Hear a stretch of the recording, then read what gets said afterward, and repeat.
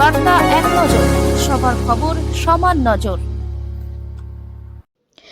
আজ বাগদেবীর আরাধনায় জেলার বিভিন্ন জায়গায় স্কুল, কলেজ, ক্লাব, প্রতিষ্ঠান সহ বিভিন্ন জায়গায় সরস্বতী পুজোর আয়োজন করা হয়।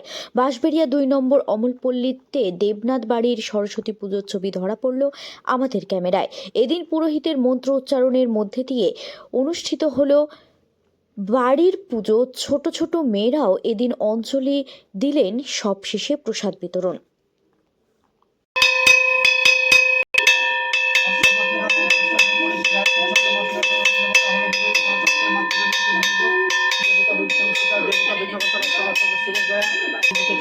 चंडिका ओम सर्वशक्ति पूजा करण्य